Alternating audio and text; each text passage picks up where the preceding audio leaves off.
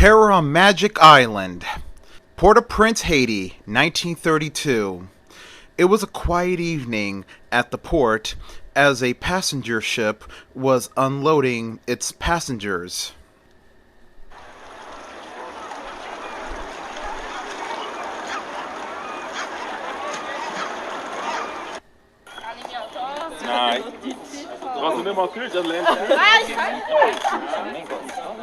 Among the group of people that got off the ship was Dr. William Halperin, a man of 30 who was an anthropologist and a well-known author. He had been doing research in voodoo, a research that took him to West Africa, through New Orleans, now to the West Indies. As Dr. Halpern was walking, he stops for a moment and looks around. He was looking for somebody, and he found that person, standing by an older model Cadillac. It was a black man in a chauffeur's uniform. He comes up to the man, and the man instantly recognized Dr. Halpern. He's like, "Ah, Monsieur Dr. Halperin. I am Clarence, chauffeur to Monsieur Beaumont. He sent me here to pick you up." Then Dr. Halpern says, "Why, thank you, Clarence. You can call me Will. Everybody else does." Then the chauffeur proceeds to help Will get his luggage into the back of the car. And then Will gets inside the car, and Clarence gets into the car and starts up the Cadillac.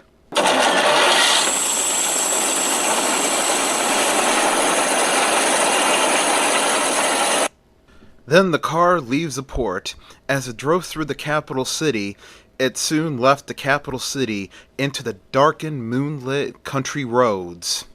As the car was driving through darkened roads, Will could hear the faint drums of some sort of voodoo ritual in the distance. He sticks his head out the window and looks at the direction where he hears the drums coming from. He sees in the distance the bright light of a bonfire and darkened figures dancing around the bonfire as rhythmic drums were playing.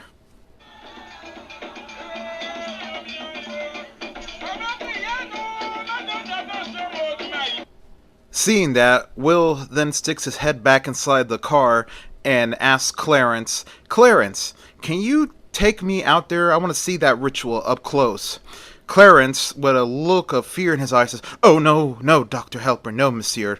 It's best not that we go and watch these things. They do not like outsiders. So let's just leave it at that," he says, "monsieur." As the chauffeur kept on driving, suddenly the car gets stuck in the dirt road.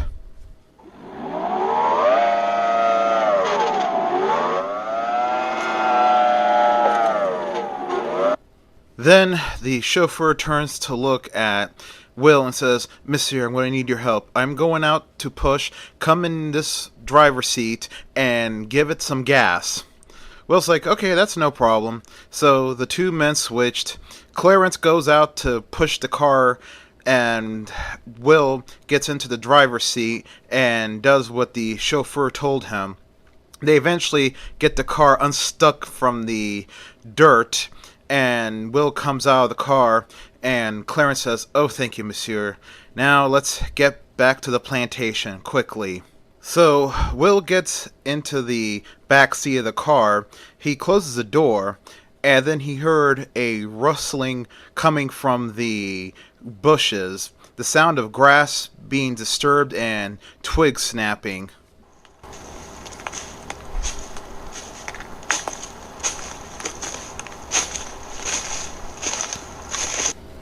Will looked out the window and saw a beautiful black woman that was emerging from the bush. She was wearing a bright red dress. She was also being accompanied by a group of people. But Will noticed something very quick about the group that was behind her. They were weird looking.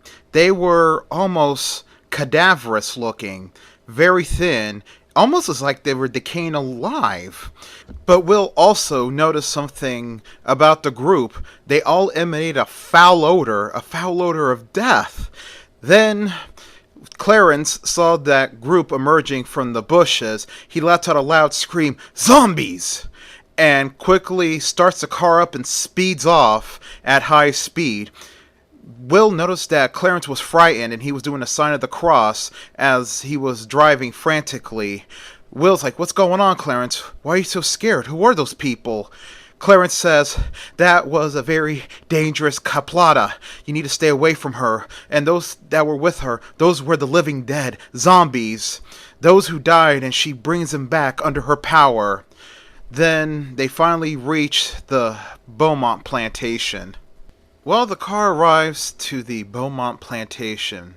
Will gets out of the car, and several men come outside from the plantation mansion and open the trunk and bring in Halperin's luggage into the house. Then Clarence gets out of the car and he said, "Well, Dr. Halperin, it was an honor to drive you to here, and if you need me to take you anywhere, just tell me and I'll take you," said the chauffeur. Will says, "Well, thank you, Clarence, thank you very much." Suddenly, Clarence was frightened by someone that he saw coming. He's like, "Oh my god, what is that?" Well, the figure that he saw coming finally comes in to the light. It was a middle-aged white fella who says to the two men, "Do any of you gentlemen have a light?" Will says, "No, sir, I'm sorry, I don't smoke." While Clarence says, "Oh, thank God it's you, Dr. Bruner. We thought it was one of those zombies that we just saw on the road." Bruner's like, "Oh, really?" Suddenly, they hear the howl of a dog in the hills. The three men look over to the hills where the dog's howl was coming, and they could see in the moonlight them walking. The lady in red from a distance with the horde of zombies that were shambling behind her. Then Will asks Clarence, "Where are they going?" Clarence says she takes him to the sugar mill. She owns a sugar mill, and that's all that works there, the living dead, manning the giant machines that grind the sugar cane into sugar. Then Clarence says, "If you excuse me, Dr. Halperin, Monsieur, I must be going. I need to park this car in the garage." He gets into the Cadillac and drives the Cadillac slowly to the garage and back. Dr. Bruner then introduces himself to Will, and he says, "Hello, young man. My name is Dr. John Bruner. I'm a missionary here." Then Will introduces himself, "Dr. William Halperin." Then Bruner's like, "Ah, Dr. Halperin in person. That's why I came here tonight. I heard you were coming to Haiti, and I wanted to meet you in person. I read all your works. I love your book, the one that you wrote last year, the year before, the Guide to Ancient Magic Practices of Europe. Very informative, very educational. It opened my eyes to all the stuff that the Catholic Church assimilated into their beliefs in order to help facilitate the conversion of pagans to Christendom. Very interesting." Then Will says, "It's nice to meet you, Dr. Bruner. You can call me Will. All my friends do." Then Will asks Dr. Bruner, "What church are you a missionary for?" Bruner replies back, "Oh, I'm a missionary for the Baptist Church. I've been out here in Haiti for quite some time now. I kind of fell in love with the beauty of this island, but let me warn you, young man," said Dr. Bruner, "this place harbors a lot of danger. I mean a lot of danger. Yes, there's a lot of crazy superstition out here brought over from the Africas centuries ago, but let's just say in my line of work and being out here for a number of years, it pays to heed some of the warnings of the locals, if you get my drift, young man," said Dr. Bruner. Will says, "Yes, I am out here to investigate these said superstitions.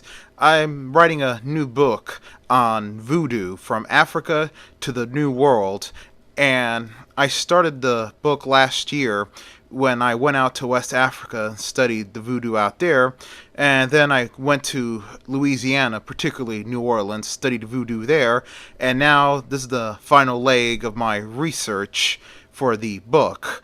I might head back home to the States after my trip here, but I'm also planning to go across the bay to Cuba and study Santeria, another branch of voodoo out there in those islands."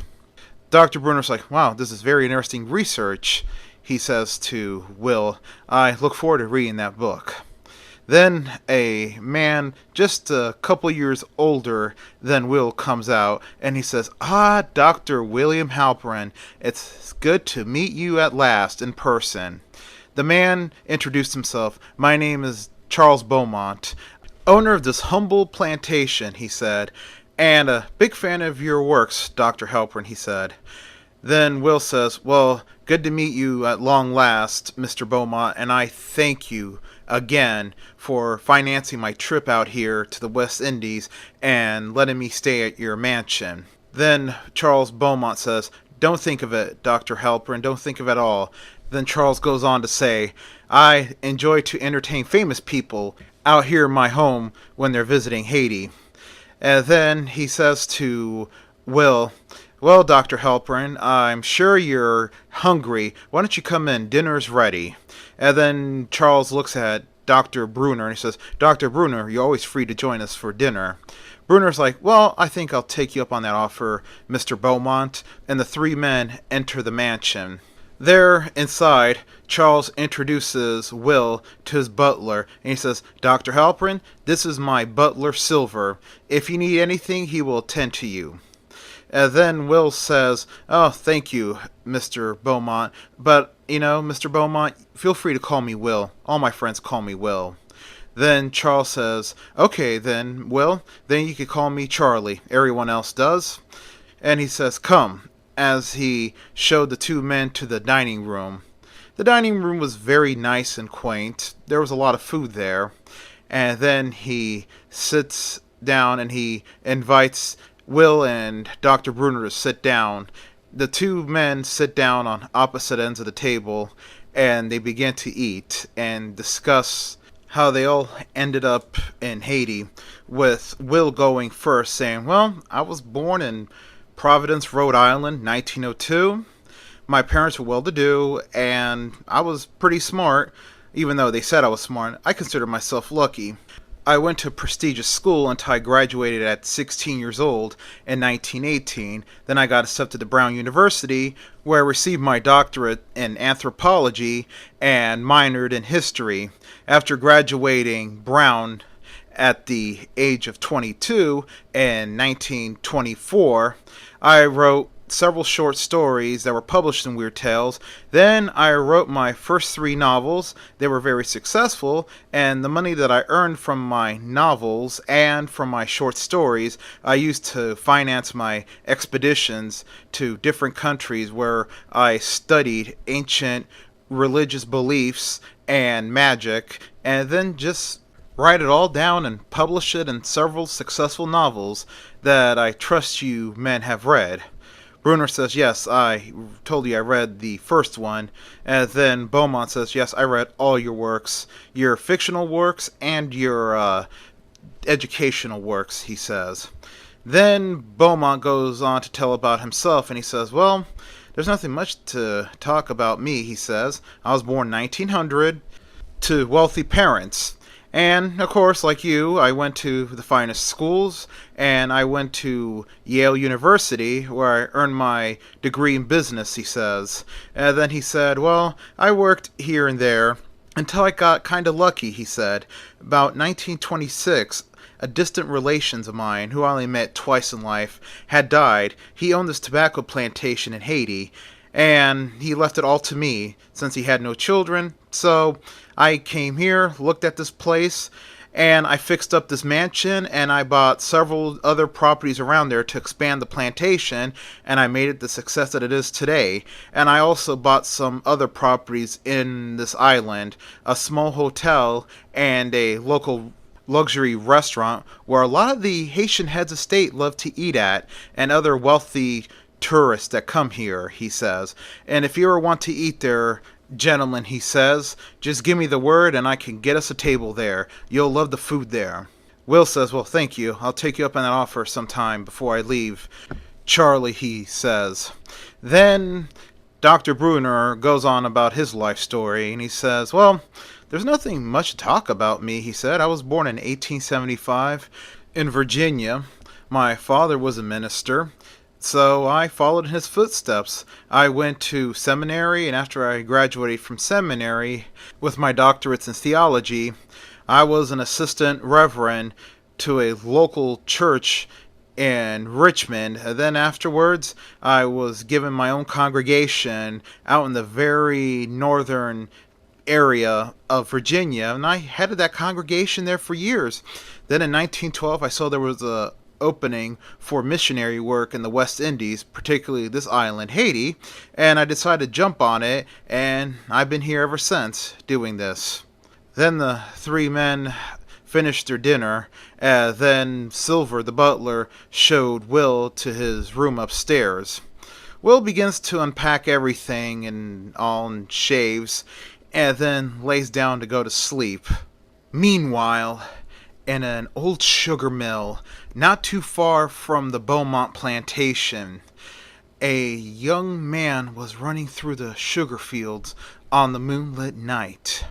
As he was running, he sees one man hoarding the zombies into a small barn. As he was screaming at them commands in French Creole to hurry it up, the zombies were slowly shambling into the barn. Once the last one was inside, the man closed the barn door. After seeing that young man runs into the giant sugar mill, and in there, as he walks through the sugar mill, he sees the living dead working, turning the big wheel, grinding the sugar cane into pulp, as the other zombies were going through the process of converting the sugar into table sugar that the average person uses to sweeten their coffees and to put in their sweets.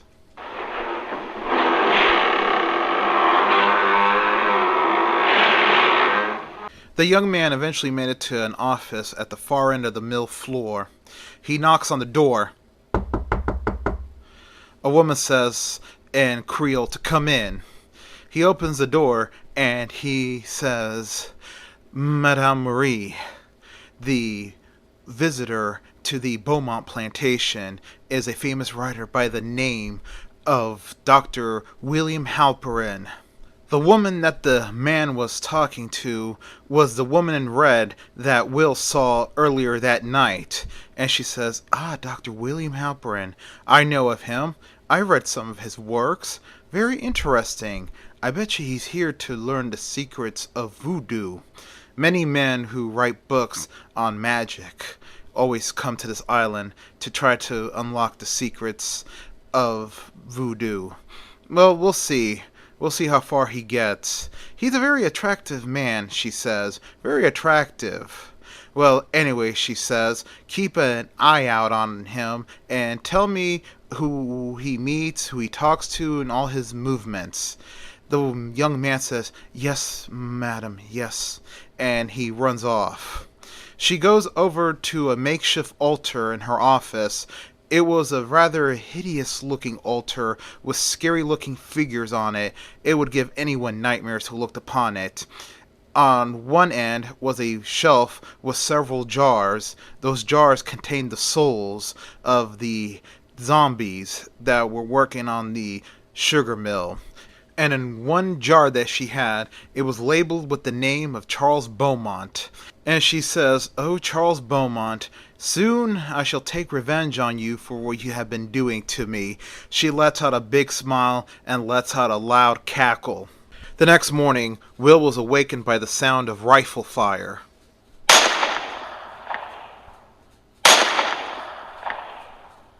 Will quickly gets up and gets dressed. He leaves the mansion and he sees Silver, the butler, outside. And the butler says, Dr. Halperin, good morning. I'm sorry if we awoken you. Will's like, well, I'm curious. What's the shooting all about? Asked Will. Silver says, well, I'm going to see myself right now. Well, Will follows Silver to where the shooting emanated from. It was on the area where the mansion grounds were starting to join the tobacco fields. There, they saw Beaumont with several workers, both of them holding rifles. And Silver asked Beaumont, Mr. Beaumont, what happened? Beaumont says, It's those damned things again. They were wandering around the property. These guys did quick work of them this time before they were able to attack anybody. Will came over and looked and saw what looked like two rotting corpses on the ground with bullet holes in their forehead. And then Will says to Charles, "That's what you guys shot at? You shot at dead bodies?" Charles says, "No, Will, it's complicated to explain right now, but I suggest if you see any of these individuals that look like this walking around, you stay far away from them. They tend to attack people, and they pack a nasty bite," said Charles to Will. Will's like, "Wow." And then Will asks, "So where do they come from?" Then Charles says to Will, "They come from a place a little over a mile away, a nearby sugarcane plantation. They work for a crazy woman named Marie Garcelle. I suggest if you see her, you stay away from her too. She's a little on the mad side." After Charles was done talking, then it dawned on Will. Will did see these things. These things were what he saw on the road on his way the night before to Beaumont's house. And then he also realized who he was talking about, the woman in red. The one he saw that came up to the car when they were stuck in the dirt, and who he saw later leading her zombie tropes to the sugar mill in the dead of night. Now he really had to see for himself what was going on. Then he says to Charlie, "Well, thanks for the warning, Charlie. I'm gonna head back to the mansion." Charles says, "Okay." And then as Will was leaving, Charles began to explain in French Creole to his workers what to do to the bodies. And then Silver walked back with him. And then Will says to Silver, "Silver, listen, I have to go into town to do some business today, so I'm going to skip breakfast." Silver says, "Okay, Dr. Halperin, will you be needing the car?" Will says, "Yes, Silver, I'll be needing the car, but I don't want to occupy Clarence too much, just in case Mr. Beaumont needs him today." Then Silver says, "Oh, we have another car, sir. We have Mr. Beaumont's Ford." And Silver goes on to explain, "Mr. Beaumont gave me instructions to let you use the Ford in case you needed to go any place."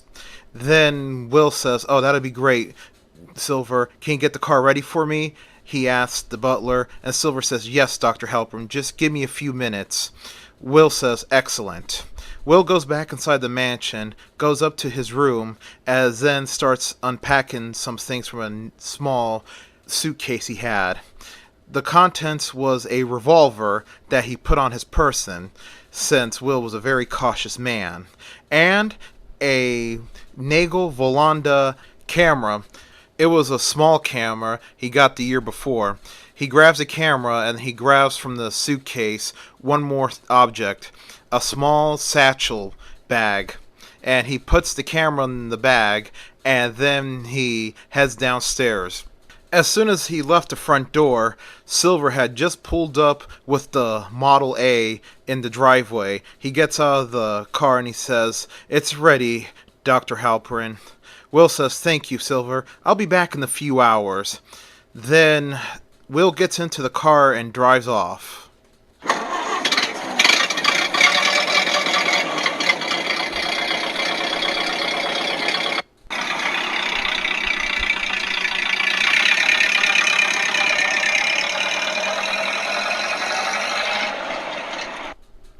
Will drove a little ways until he reached the end of the Beaumont property and the beginning of the sugarcane property. Then he pulls the car to the side of the road and gets out. Will climbs over the wooden fence and quietly sneaks around as the tall sugarcane provided him some cover. And there he saw with his eyes with shock, horror, and amazement. The field was full of workers, but not of the living kind. It was zombies. And the zombies were working, to Will's shock. They were cutting the cane even though they had trouble wielding their machetes. And another group was carrying the cane to the distant sugar mill. The air was permeated with the foul smell of rotting flesh. The only signs of life was the overseers, who were screaming commands at them in French Creole. As the zombies were all working and letting out the occasional moan.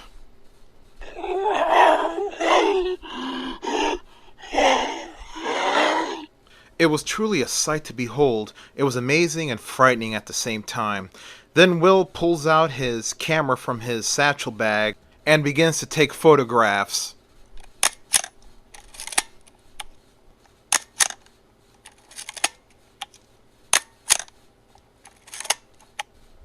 After taking the pictures, Will runs back to the Ford. As he was running back to the Ford, he was suddenly frightened by a zombie that was there. The zombie began to attack him. Will fought and fought the zombie. He finally pushed it off of him. And then he quickly proceeds to pull out his revolver, a Smith & Wesson Model 30, and began to shoot the zombie. But nothing. The zombie kept coming at him until Will finally landed a headshot and the zombie fell. Then Will gets into the car and drives off as fast as he could. Well, he knew in his mind that that gunshot was gonna alert the overseers of trouble, and he was right. Two of the overseers came running to where they heard the gunshot and they saw the dead zombie on the ground. One of them says to the other, "Looks like trouble. Tell Marie about this," said the overseer to the other man. The other man responds back, "Yes," and he runs off quickly. Well, after Will got home, Silver, the butler, says, "Oh, sir, you're back so soon?" The startled Will says, "Yes, I am. I'm gonna be up in my room writing in my journal," said Will to Silver. Silver says, "Oh, Dr. Halperin, Mr. Beaumont wanted me to tell you that there is a dinner party in your honor at 8 o'clock tonight." Will says, "Oh, thank you, Silver," and Will goes up to the room and starts writing down everything he saw in his journal. He knew in his mind the first priority was to get those films developed. Oh, later that night at the dinner party, Beaumont was hosting a lot of important people, mainly local planners around, and then Will walks down the stairs and Charles Beaumont says, "Ladies and gentlemen, I want you to meet a very talented man. I here present to you Dr. William Halperin, famed anthropologist who's here in Haiti to write a book about voodoo." The guests clapped, and then they began to meet Will in person. Will was doing the usual meet and greet. Then they all sat down at the dinner table as the festivities was going on inside the mansion. Meanwhile, outside the mansion, at the front gates, was the Caplata Marie, the woman in red. She was there at the gate. She was standing, looking at the mansion. She could hear from outside the festivities. Then she looks over to her right and looks at one of the lamps that was illuminating the garden. She opens up the lamp casing and then pulls out the candle. She begins to carve a crude wax image of a man. And then she pulls out a necktie that belonged to Beaumont. How she got her hands on it is unknown. And then she wraps the necktie around the wax effigy carved from the candle that she made of Beaumont and begins saying the cantations. "O Prince of Fire, give me the power to smite my enemy." Well, inside the dinner party, Beaumont was standing up and raising a toast. After he gave the toast, he was about to take a drink when all of a sudden he saw a reflection in the wine, and it was not his face. It was the face of Marie. Then he starts freaking out and drops the wine glass, and he says, startling the partygoers, "Oh, no, you evil bitch, no, you're not taking me, And then he starts clasping his throat as he was making the usual sound of someone who was choking. Well, the party gets quickly run over to him to see if he was alright. Then he falls over onto the ground and starts really gripping his throat, loosening his tie and ripping open the shirt collar until he fell silent and unconscious.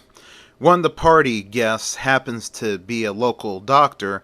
He runs up to Charles Beaumont and he begins doing his usual exam. He checked for a pulse and everything, and he says to the shocked party guest, "Ladies and gentlemen, I believe Charles Beaumont is dead."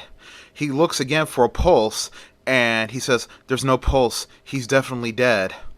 Everybody was shocked, including Will. 2 days later, Charles Beaumont was laid to rest in a crypt in a nearby cemetery. Later that night, a dark figure walks into the crypt and holds a lantern. The lantern illuminates everything around in the crypt, including the figure holding it, albeit very poorly illuminated. It was the evil Caplata Marie, and she was there with several of her zombies, and she orders them to pull the plaque off the wall and to pull the coffin out of the niche, and they did just that. Afterwards, they opened the coffin, and there was a lifeless body of Charles Beaumont. Then the evil sorceress begins to say her incantations.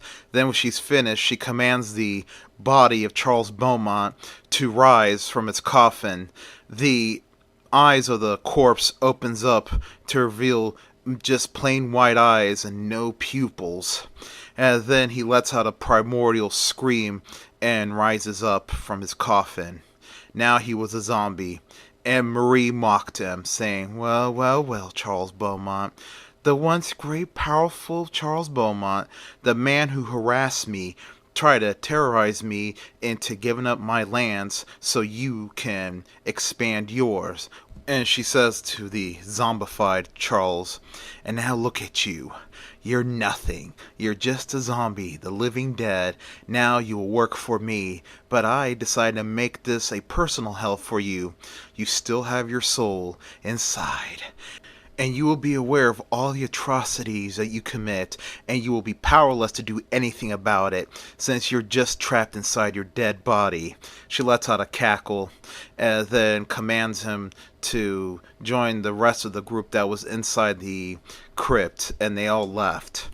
A day or two later, at Dr. Bruner's office, Will was there talking to Dr. Bruner, and he was saying to Dr. Bruner, "Well, Dr. Bruner, I found a nice little hotel in Port-au-Prince. I'll be staying there for the remainder of my trip, and I just hope I have better luck out there being in the city and everything. There's more contacts to help me with my research." And then Dr. Bruner says, "Well, yes, that's what I was also called you here for," he says to Will. "I have this man you might want to see. He could help you." Then Dr. Bruner pushes a business card across his desk over to Will. Will picks it up and looks at the business card. It was the business card of a local priest in Port-au-Prince. His name was Julius Marceau. And Bruner says, well, Father Marceau can help you with your research. He knows a lot of the local voodoo priests and will be a great asset to your research. Then Will says, "Well, thank you, Dr. Bruner. Thank you very much. I'm going to miss you." And Dr. Bruner says to Will, "The feeling is mutual, Dr. Halperin," he says. And then he says, "Will, listen to me good. There are dark forces at work here. I'm worried that me and you have targets on our backs already, so I urge you to exercise extreme caution, Will," he says. Then Will says to Dr. Bruner, I will, don't worry, I will." And the two men shook hands and Will left his office. Later on that night, Dr. Bruner was getting ready for bed. As he was sitting in his chair reading the Bible, suddenly he heard a weird noise coming from outside.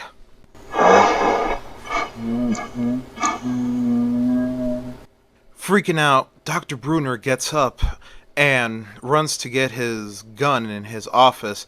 Then he heard something coming from within the house. Armed with his Smith & Wesson Model 10, Dr. Bruner goes down the stairs to where he heard the sound coming from, and he saw a zombie coming out of one of the rooms of the house. He freaks out and lets out a few rounds.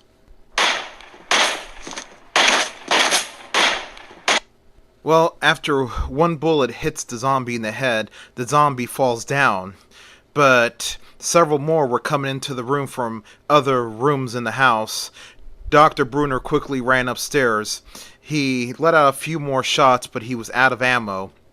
As he runs back to his office, he runs to reload. Suddenly, the zombies pound the door down. Dr. Bruner looks in terror as the zombies come into his office, and then he noticed that the zombie in front was none other than the recently resurrected Charles Beaumont. He says, "Oh God, no, no, no, no!" The next morning, at a phone booth in front of the Hotel de Prince, where Will was staying at, Will enters the phone booth, inserts the coin, and begins turning the rotary to dial the number of the parish office.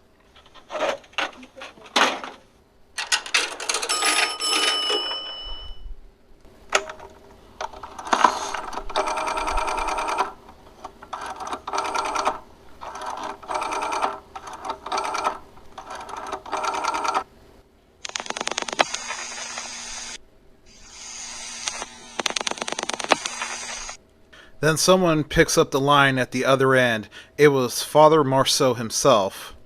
Hello, this is St. Andrew's Catholic Church. This is Father Marceau speaking. Then Will introduces himself and explains what he was doing, and Father Marceau told him to come after Mass and they would talk. After Will hangs up the phone, he sees across the street from the phone booth a local man looking at him with intent. There was malice in his face. Will wondered who he was and why was he looking at him like that. The man had noticed that Will saw him, and he quickly walked off. Will was now getting scared. So he leaves the phone booth and makes his way to the church. He arrives to church after Mass was over and everyone had left. He introduced himself to Father Julius Marceau, and Father Marceau did the same. And they talked in Marceau's rectory, and then Marceau says to Will, "Well, Dr. Halperin, this is very interesting work you're doing, and I'm willing to help you in any way I can. I do know somebody who can help you.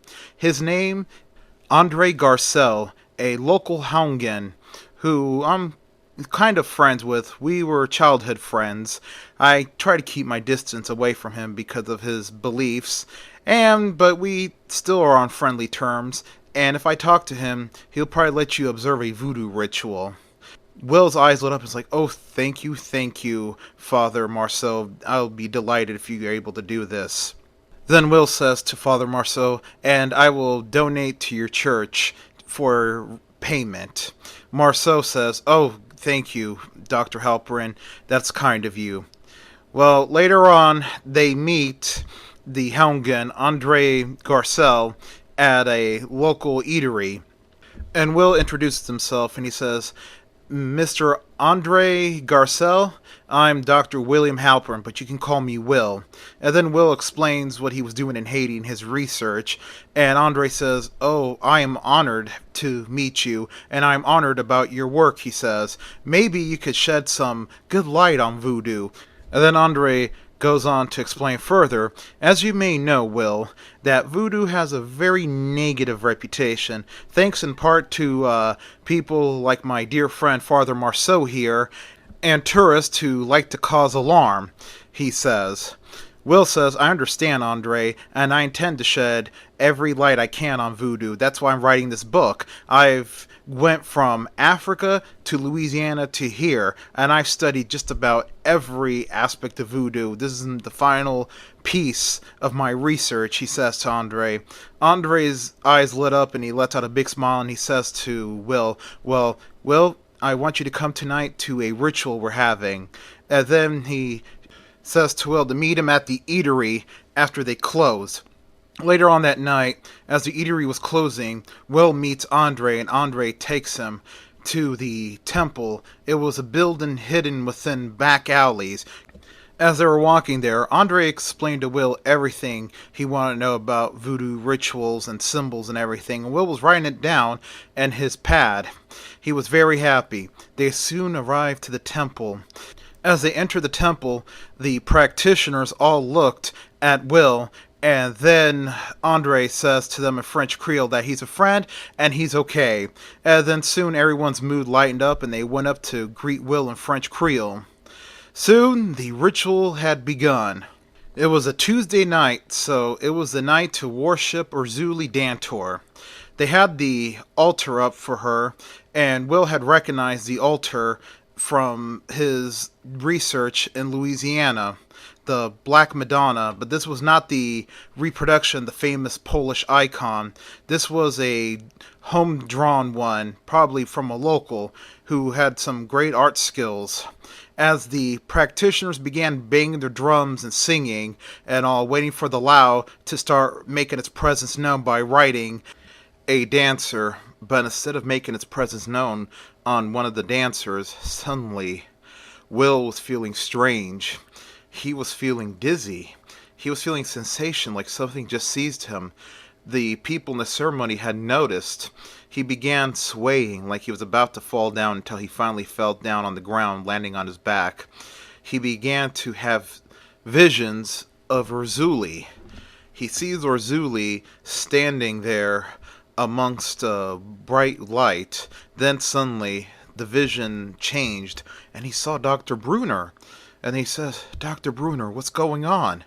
Dr. Brunner says, "I was sent here. I'm dead. I was murdered by them."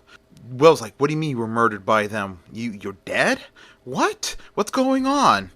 Then Brunner explains, "I don't have much time to explain to you what's going on. I was sent here by them to warn you about her." Suddenly he points his finger over one direction, and Will turns to look where he was pointing at. Suddenly he was in the jungle, and there was a big bonfire, and he saw figures dancing around the bonfire. Will runs up closely to look. He could see it was another voodoo ceremony, but he noticed that the drumming and the music had a more sinister tone to it. All the wearers were wearing red in color, and there were several very attractive black women dancing around the bonfire, naked. One of them was splashing blood on her, and Will looked, and then she turns around and looks at Will, and Will recognized her. It was that Caplata, the woman in red, and she says, "Welcome, William Halperin. Welcome to darkness." Suddenly, a bunch of hands bursted forth from the ground and began to pull Will under. Will lets out a loud scream. Suddenly, he wakes up, and he could see a bunch of people looking down on him. Andre, a middle-aged Haitian woman, and several attractive young Haitian women. Then he was like, what happened? Oh my god, oh my god. Then he quickly gets up. Andre says to him, "Slowly, Will, slowly. You were seized by a spirit, alright." Then Will's like, "What, was I dancing around?" Andre says, "No, you weren't. You were flailing like a fish out of water on the floor, and you were speaking in tongues." Then Will tells Andre what he saw, the visions, and then Andre quickly relays to those female attendants with him, and they all were letting out a gasp of shock and doing the sign of the cross. And then the middle-aged woman was saying something to Andre, and Andre says, "She's right. What you were seeing was a warning from Urzuli about something evil trying to get you, and they used your friend, Dr. Brunner, who's definitely dead." Then Will's like, "Oh god, I gotta get out of here then." He quickly grabs his pad, his pencil that he dropped when he was seized, and he says to Andre, thank you very much," and then runs out of the temple. He runs all the way to his hotel, and he goes up the stairs into his room. As he goes into his room, he turns on the light, and he's greeted with a horrific scene. The bed in the center of the hotel room was covered in blood, and there was the severed head of Dr. Brunner.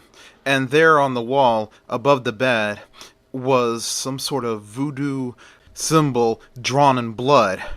Will freaks out, and suddenly he saw a shadow coming from the other room. He saw that the shadow was armed with a sickle, and finally the shadowy figure comes out of the bathroom where he was hiding out in.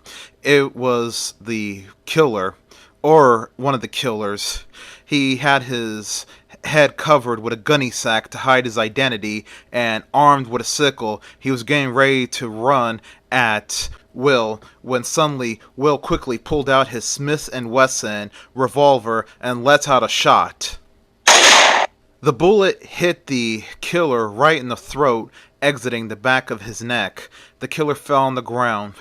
Will quickly ran over and pulled the gunny sack off the killer's head to reveal the identity of the killer.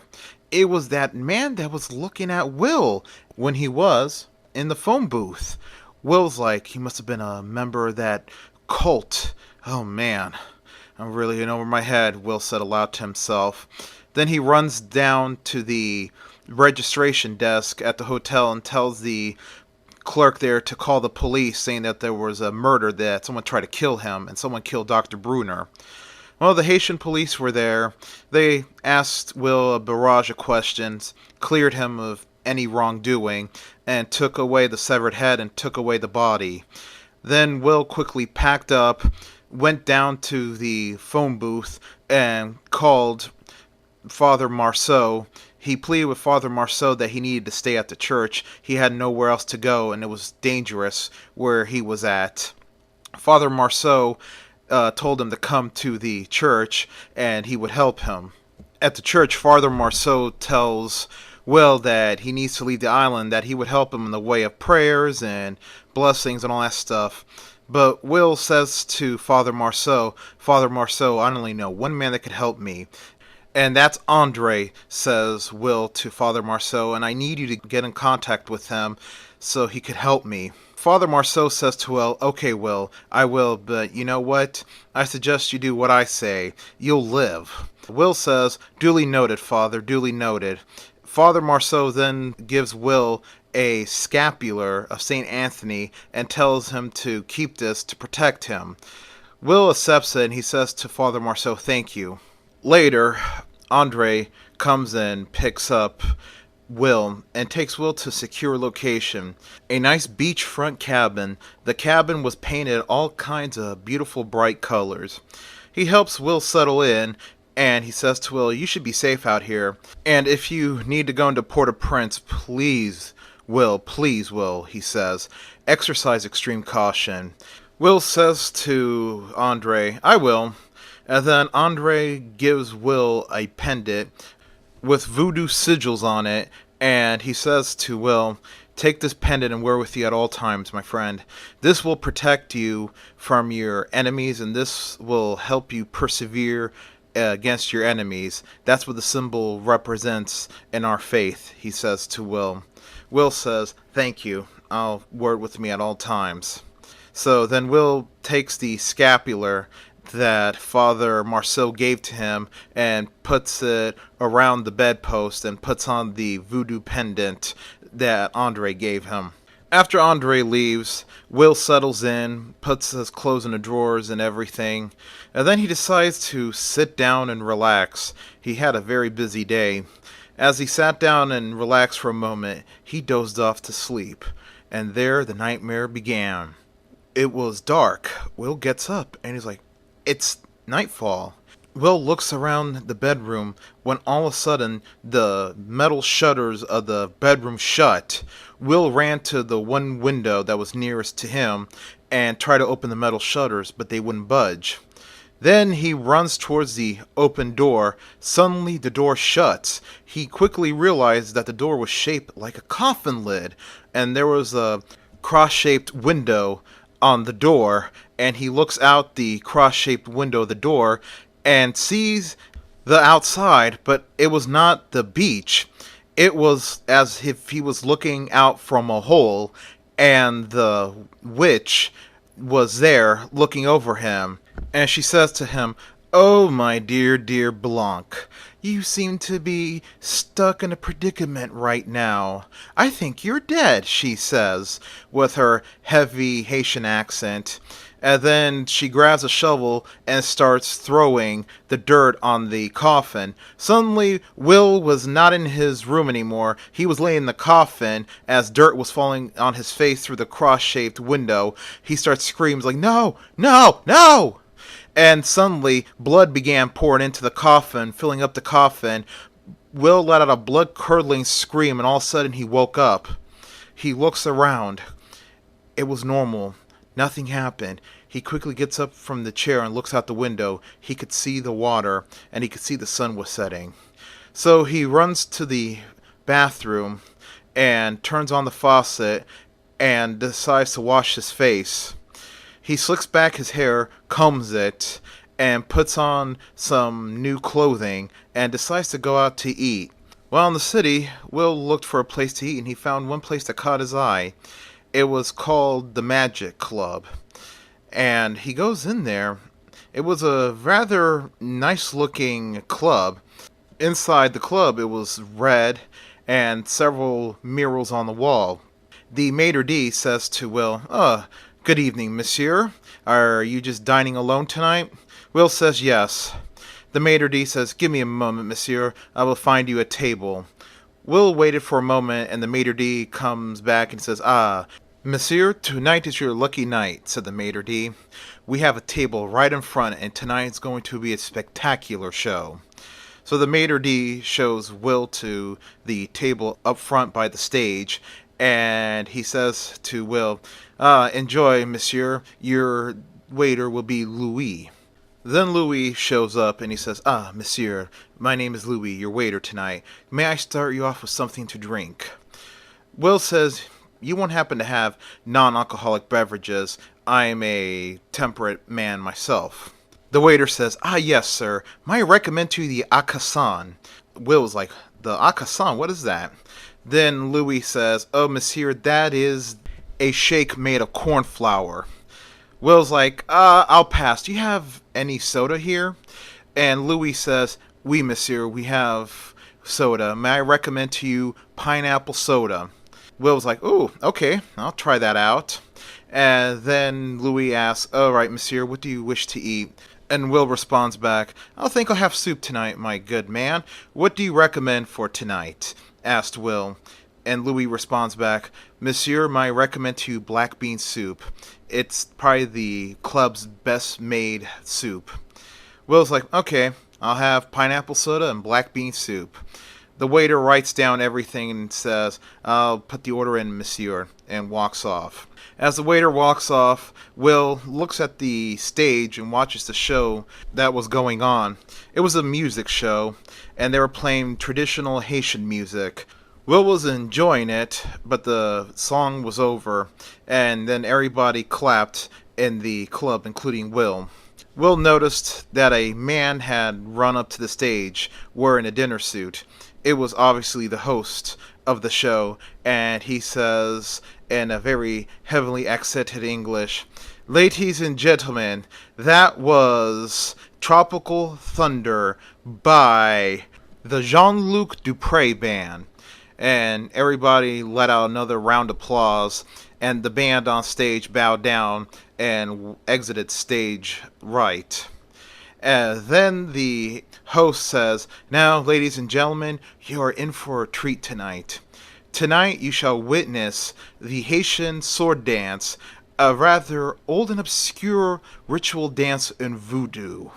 And he says, ladies and gentlemen, I present to you the Blade Dancers. And the host quickly walks off the stage. The stage was quiet. All of a sudden, there was a puff of smoke, and two men clad in red, armed with machetes, were on stage.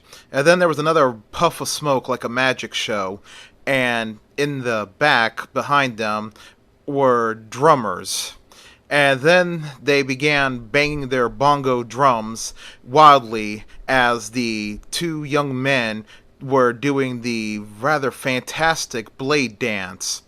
They were moving with such great precision that Will found it amazing that they did not cut each other, as they were just doing such a beautiful mix of African rhythmic dance with the dangerous stunts of wielding and throwing the machetes.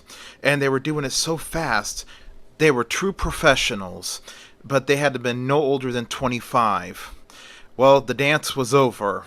The two men raise the machetes in the air and put them together and do a bow, and the whole club erupted into thunderous applause.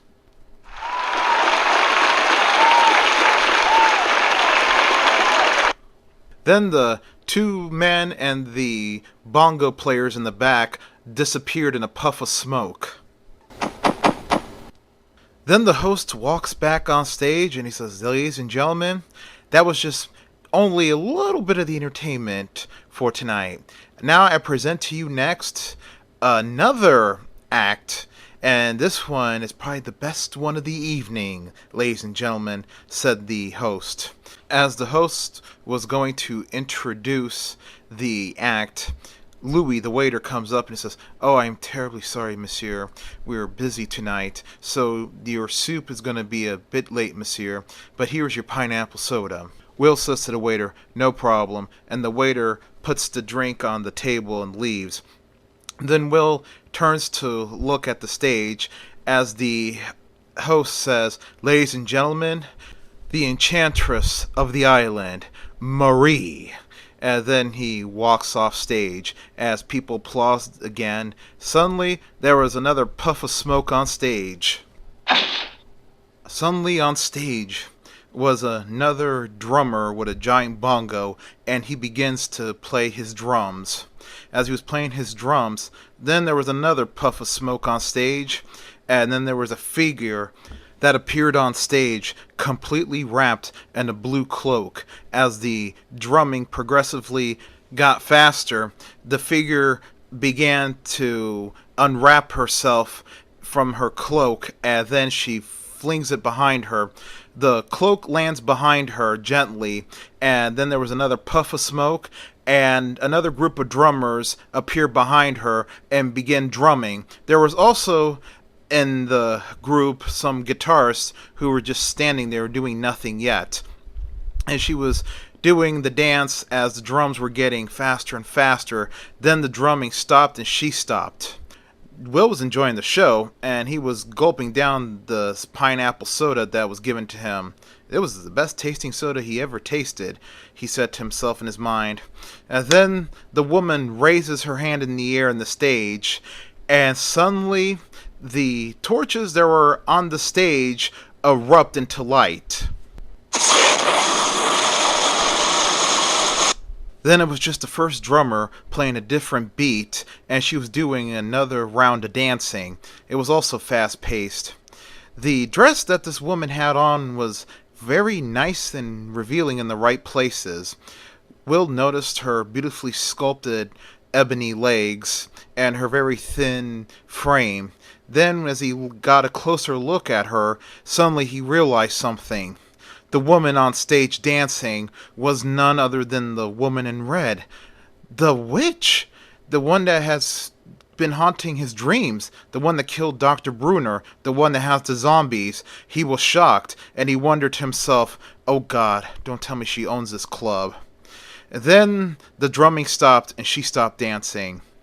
Then the fires raise again on the torches. And then the guitarists start playing, and the other drummers join in a slow-paced song, and she does another dance that was slow-paced, almost a song of seduction, as she got to the front of the stage and was staring at Will, smiling at him as she was dancing.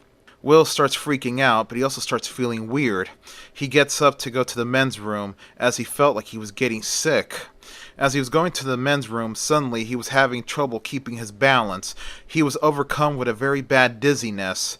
Before he could even push the door to the men's room, he falls on the ground on the verge of passing out. He sees several feet run up to him, and he heard the men talking in French Creole. He understood some of it, as he was slowly drifting out of consciousness, he heard one of the men say in French Creole, "Take him to the truck and take him to the seaside fortress." While all this was going on with Will at the nightclub, Father Marceau was over at the sugarcane plantation with several of his faithful parishioners. They were armed with torches and shotguns, rifles, and pistols. They were going to attack the sugar mill. Well, they were sneaking around the field while Father Marceau said, "All right, gentlemen, let's do a quick prayer to Jesus and the Virgin." And he raises his cross up in the air as he does a quick prayer. Afterwards, he says to the men, "All right, let's go and attack." Soon, Father Marceau leads the charge as they attack the sugar mill. Well, the sugar mill was crawling with zombies working the giant machines, turning the wheel that runs the machines. The men go inside and start shooting up the zombies as the zombies quickly turn to attack them.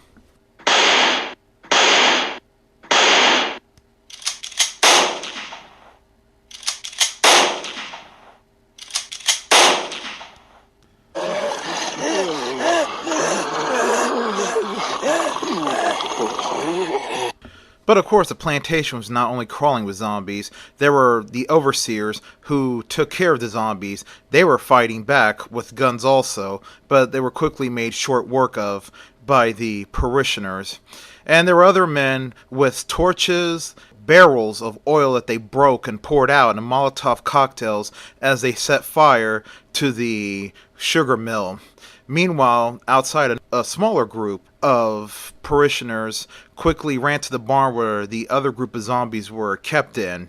They made short work of the overseers who were guarding the outside of the barn, and they quickly set fire to the outside of the barn.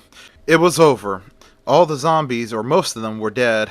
The ones that were still around were now going to burn to death, as the flames now reached to the field, and both the sugar mill and the barn and all the surrounding field was aflame.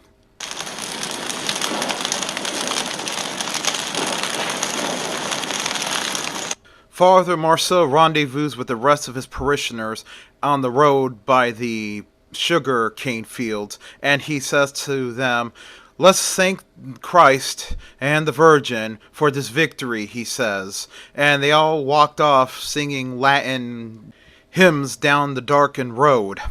Well, Father Marceau arrives to his church, and as he goes in, Jenny flexes and does the sign of the cross in front of the altar, and goes to the rectory. There he was greeted with Andre sitting at his desk. Andre claps with sarcasm. Father Marceau says, "Well, Andre, what brings you here?" Then Andre says, "Well, dear friend, I commend you for taking down the sugar mill and burning down the plantation, but there's another problem." Andre says to Father Marceau, "My esteemed sister was not in the sugar mill when you burned it down. She's at the seaside fortress. She's there with a couple of her zombies, but I think you killed most of her followers. But there are still others in the nightclub," he says. Then Father Marceau says, "Then we go to the nightclub and we burn that down." Andre says, "No, it's too late now. They got Dr. Halperin." Father Marceau's like, "What? They got Dr. Halperin? Oh no." And then Andre says, "Yes, he's at the seaside fortress. I stopped by to tell you that even though you succeeded in one thing, you failed in the other," he says to the priest. "And now I'm going over there to save Will and kill Marie once and for all." Father Marceau says, "Wait, I will come with you." Then Andre says, "No, Julius, you've done your part. This is between me and my sister, and I am partly responsible for what happened to her." Then Father Marceau says, "No, Andre, both of us were responsible. We fell in with that evil Bokor, Rainier, and we dragged your poor sister into it, and she was the one that became the darkest of his pupils. Me and you turned away from the evil. Unfortunately, you still practice voodoo as a Houngan, but I fully turned away and I fully embraced God.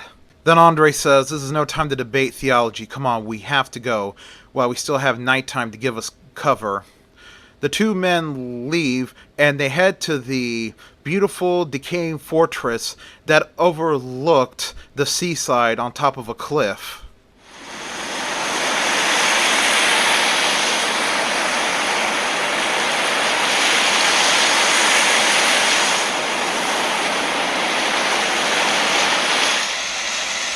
The beautiful cliffside castle was built long time ago by Haiti's only emperor, Faustin Seleuque, for his wife as a present for their wedding anniversary. The castle was lived in very briefly, but then it was abandoned like many things, and it slowly decayed over the decades, and now serves home to Marie Garcelle, the evil Caplata, and that is where Will's now being held prisoner. In the throne room, Marie was sitting on a throne carved out of marble. She sits there all regal looking, wearing a beautiful silken mauve dress that she made herself with a long cloak and a matching colored tignon. And then across the room, not too far from her, was Will, sitting in a ornate wooden chair, his face painted chalk white with a giant red cross painted on it, and he sits there, drugged, fighting the drugs that Marie gives him. And she says to him, Will, you truly are the example of the strong-willed American. You fight so hard, you fight the potion, but don't fight it. Let it take you. Let it work, she says. It's no use in fighting. Will was just there, eyes shut tight, mentally fighting the effects of the drugs and the potion that Marie gave him. Meanwhile, outside at the foot of the mountain, Andre and Father Marceau arrive to the seaside castle as they look up to the castle on the cliff. The castle was dimly lit by the full moon that was peering out of the break in the cloudy night sky. Andre says, there it is, Faustin's old seaside castle. And then he says to Father Marceau, come on, I know of a secret way of getting in there. She will know about it, but I'm sure her goons and the zombies, if there's any in there, won't. Father Marceau says to Andre, lead on, my dear friend, lead on. Well, the two men enter the secret passage, and they went up the long, winding stone stairwell to the secret door that took them into the entrance hall. And then Father Marceau was amazed. It's like, my God, this looked like a beautiful place once, and it still is in a kind of haunting way, said Father Marceau. Andre says, all right, Julius, me and you split up. You go this way, I go that way. And the two men split. Father Marceau this time was armed. He was armed with an axe, while Andre had his knife, had an axe, and had a pistol. Well, the men went their separate ways, searching the castle for Marie. Meanwhile, back in the throne room, Will was fighting the effects of the potion mentally, but it was a losing battle. He felt himself losing. As he was sitting on the chair, he was having a nightmarish hallucination where him and Marie were getting married, holding each other's hand, and the one that was marrying them was the headless Father Brunner, asking Will if he was going to take this woman as his lawful wedded wife. In the hallucination, he says yes. Then he asks Marie, and Marie says yes. And he says to them, now you both are married. Then Will was clutching his head in the chair and fell down on the ground screaming, no, no, oh, no, as he was fighting it. Then Father Marceau enters the throne room. And he says to Marie, well, Marie, I can't believe this. Well, look what you're doing to this poor man. Please release him from your power. Marie gets up from her throne and says, "Oh, Julius, it's been a long time since I saw you.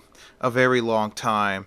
And you were the last person that I would have thought would have become a man of the cloth. Not the Julius that I knew growing up, not the womanizer, not the one who said he loved me and was going to marry me. Oh no." Then Father Marceau interrupts her, saying, "Silence. That was a different man. That man is dead. This is a new Julius now," he says to her. And then Marie says, "Yes, it is a new Julius now. You turned your back on the religion of our ancestors." And she continues to say to Father Marceau, "And you turned your back on me." And then she says to Father Marceau, "I wonder, Julius, did you really change?" she said. She reaches over with her left hand to the right collar of her dress and pulls down the shoulder of the right side of the dress far down enough to reveal her right breast. And Julius shuts his eyes and he says a prayer aloud, "Oh Lord, do not let me fall into temptation. Please, Lord, help me. Do not let me fall into temptation of the whore." Then the angry Marie quickly pulls the right top half of the dress back up, covering her right breast, and she says angrily, "So you did change." Then Father Marceau says, "Enough!" And then he says to her angrily, "Release Will Halperin from your spell." And then Marie says, "Oh no, I have big plans for Will. Will is a man who is very intelligent. He's a man with money. And he's the man that I'm going to use to have children with. And eventually, he's going to be my devoted lover. The love potion I gave him is very strong. And he is a very strong-willed man. He's been fighting it. But it's going to be a matter of time before he gives in. And then once that's done, there'll be nothing to stop me," she says. And then Father Marceau says, "Yes, there is. There is me." And then Father Marceau gets his axe ready, like he was ready to strike her. Then he raises the axe into the air, and then Marie says, "Really, Julius, have you grown so cold towards me that you're willing to kill me in cold blood? That's not godly," she says mockingly. "Oh, Julius," she says, "you've grown so cold." Suddenly, Julius felt the room grow cold. As he looked into her eyes, he was suddenly paralyzed, and her breath was suddenly frozen too as the room got colder, and she starts saying some sort of spell. "Suf sapan an lanmo ak lavi si u pufe fret labe moon ke apul a vericoli tanku ke li." Suddenly, Father Marceau felt as he was turning cold. His breath was frozen too, and he says, "No, no." Suddenly, he began freezing solid. Now Father Julius was completely frozen, with icicles hanging down from him, and Marie lets out a loud cackle. Then she turns around and says, "See, Will, no one can stop me." Then she was shocked. Will was gone. He was no longer on the ground. Will was wandering around the castle, fighting the effects of the potion mentally.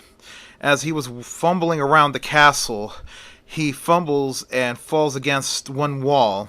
He puts his hand to the wall, and on the wall there was a crude drawing, a sigil, a veve of Aida, the voodoo snake goddess. Suddenly, as Will put his hand on the sigil, he was seized by another vision of a black woman with a snake wrapped around her, and she stretches her arms out and says to Will, "Take my hand." Will takes her hand. As both of them hold hands, suddenly Will felt an energy surging through him, and suddenly there was a bright flash of light, and the vision was over. Will was normal. He was no longer feeling the effects of the love potion. So now, energized with his strength back, Will quickly ran back to the throne room. And as he entered the throne room, there was no sign of Marie. She was gone. but he did see Father Marceau frozen solid, dead, still holding the axe in the air in that pose of ready to strike. Then Will walked over to the frozen Father Marceau. He grabs the axe and wrestles it out of the frozen grip of Father Marceau. Freeing the axe, Will now went on the hunt for the evil witch. During his search, Will found a room. The door was shut. Will gently twists the knob and pulls the door open slowly. Then, to his shock and horror, Marie was not in that room, but it was a room full of zombies, and they all spotted Will and began to go after him. Will quickly shut the door, but it was no use. They began to bust down the door.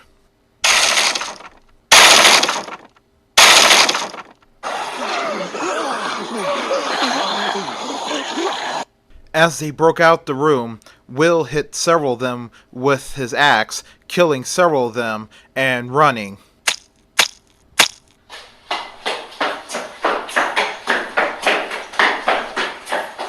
And as Will ran and ran, he saw stairs. He runs towards the stairs, and before he could go down the stairs, he sees a zombie walking up the stairs. Will jumps back and lets out a shrill scream from fear.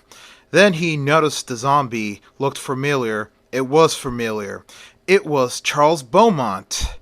The zombified Charles Beaumont was coming towards him. Will says, "Oh God, Charles, she brought you back too." Then he says to the zombified Charles, "Come on, Charlie, it's me, Will. Come on, man, don't do this to me. You're a fan of mine. You read all my works. Remember the good times we had at your mansion?" Then the zombified Charles just stares at Will like it was fighting to not attack. It wanted to attack Will, but it was fighting, standing still. Will could see the visible struggle as it was like trying to stop itself from attacking him. Its arms outstretched, ready to go after Will, but Will was puzzled. But Will also saw that another group of zombies were starting to come up the stairs. And then Will heard the scream of Charles, but the mouth of the zombie was not moving. It was coming from within. It was the soul of Charles screaming, saying, "Will, free me, free me, I'm trapped in my own dead body, free me now." Not thinking twice, Will holds his axe tight and swings, decapitating the zombified Charles. After cutting off the head of the zombified Charles, suddenly energy was released. It was the spirit of Charles.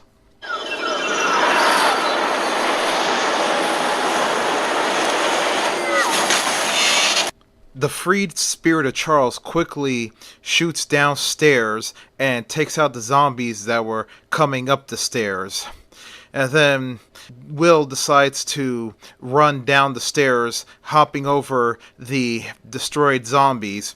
He finds another room downstairs, and he decides to hide from the zombies that were pursuing him from the other room that he freed them from.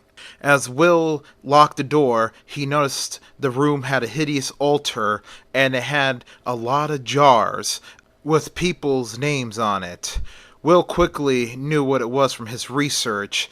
It was the jars that contained the souls of the zombified people that were probably in the castle. So Will quickly starts destroying the jars with his axe.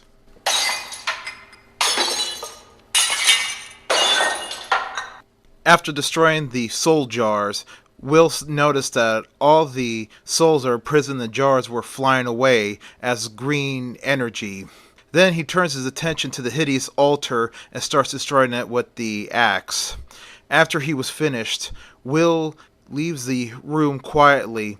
He looks with caution. He goes back up the stairs, cautiously walking over the dead zombies on the stairs. As he got to the top of the stairs, the zombies that were chasing him were all on the ground dead. It worked! Will's face lit up with a smile, and then he resumed the hunt for Marie. Meanwhile, Marie was on the balcony overlooking the ocean, just looking at the moonlight shining through the clouds. And then Marie noticed there was somebody behind her. And that somebody was none other than her brother Andre. And she says, "Well, dear brother, you finally found me. This is it. The final battle between us." Then she turns around to face her brother. And Andre says, "Yes, dear sister, it's the final battle. And I'm going to do something I should have done years ago." And he keeps saying to her, "Just remember, what I do is going to pain me, and what I do will send me to hell too." Then Andre raises his axe in the air, ready to strike her, and Marie quickly outstretches her arms, and magical bolts of red and yellow energy shoot out and hit Andre. Andre now had a glowing aura around him. It stupefied him and paralyzed him as he dropped his axe. He was completely powerless, and Marie says, "Come, dear brother, come give me a hug. I feel so vulnerable," she says. And the glowing Andre just floats to her, still as a statue, and then he floats right up to her, and then like a puppet, puts his left arm around her, and she says, "Oh yes, hug me, dear brother, hug me, hug your little sister." But using his last ounce of willpower, he was able to free his right arm and hand from the spell and pulls out the knife and says in his mind as he stabbed his sister in the stomach, "Die, you evil woman, die!" As Marie was stabbed, she lets out a painful sigh followed by a loud scream, and from her mouth shot out magic flame that engulfed her and her brother, and the two were now completely on fire, almost dancing around by the look of things. Will had arrived at that moment and saw that the fire engulfed both siblings as they were tumbling around. Finally, both of them fell off the balcony into the waters below.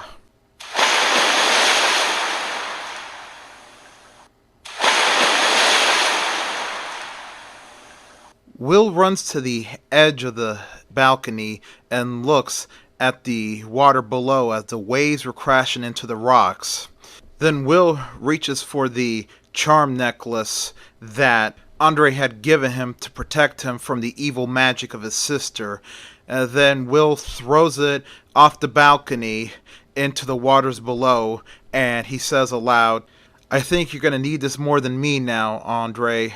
And then Will looks out to the sea as he saw the sun was beginning to rise over the waters. It was a beautiful sight to behold. It was the start of a brand new day, and it marked also the end of a long nightmare that Will had endured since he arrived to Haiti, Magic Island. Like and subscribe. The end.